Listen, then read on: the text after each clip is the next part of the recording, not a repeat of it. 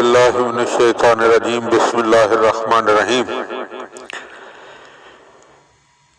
Live نہج البلاغہ channel کے زیر عنوان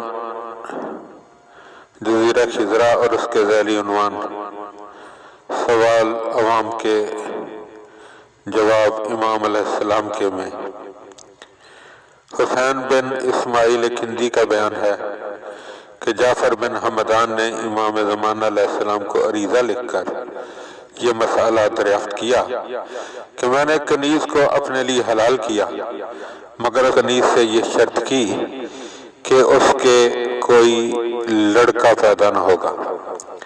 جب اس کو ایک مدت گزر گئی تو ایک دن اس کنیز نے کہا مجھے تو حمل قرار پا گیا ہے۔ میں نے کہا یہ کیسے؟ مجھے تو یاد نہیں کہ میں نے تجھ سے اولاد شاہی ہو۔ غرض اس کے بعد میں کچھ عرصے کے لیے باہر چلا گیا۔ جب واپس آیا تو وہ کنیز گود میں ایک فرزند کو لیے ہوئے آئی، اور اس سے پہلے میں اپنی ساری جائیداد اپنی دوسری اولادوں پر وقف کر چکا تھا۔ جب وہ فرزند لے کر آئی تو اس کے لیے میں نے وصیت کر دی کہ اگر میں مر جاؤں تو جب تک یہ چھوٹا ہے اس کے اخراجات پورے کیے جائیں، لیکن جب بڑا ہو جائے تو ہماری جائیداد سے اس کو یکمشت 200 دینار دے دیے جائیں، اور اس رقم کے ادا کرنے کے بعد اس کا اس وقت سے کوئی مطلب نہیں ہوگا۔ اب دریافت طلب مسئلہ یہ ہے کہ اس فرزند کے لیے جو حکم ہو اس پر عمل کیا جائے۔ تو آپ علیہ السلام کی طرف سے جواب آیا، وہ شخص جس نے کنیز کو اس شرط پر اپنے لیے حلال کیا کہ اس کے کوئی اولاد نہ ہو، تو پاک ہے وہ ذات جس کی قدرت میں اس کا کوئی شریک نہیں۔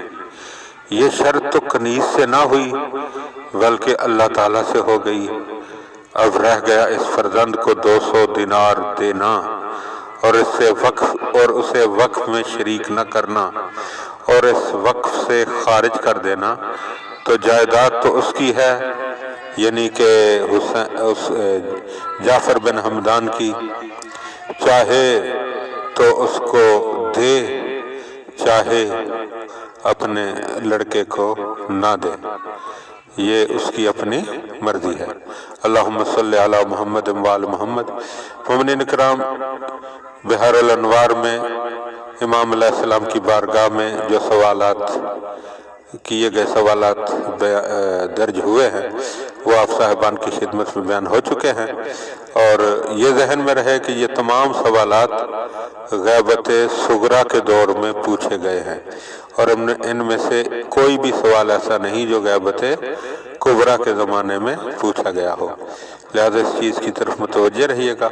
غیبت کبرا کے بعد امام علیہ السلام کے حکم کے مطابق ہمیں اپنے مسائل کے حل کے لیے امام علیہ السلام کی روایات بیان کرنے والے راویوں کی طرف رجوع کرنا ضروری ہے، اور وہ اس وقت مرجع تقلید یعنی مجتہدین کرام ہیں۔ اللہ تعالی ہماری توفیقات میں اضافہ فرمائے، اور سوالات کے جوابات کے بعد اب برکت کے طور پر دعائے معرفت جو ہے وہ آگے بیان کی جائے گی۔ اللہم صلی علی محمد و آل محمد و عجل فرج آل محمد۔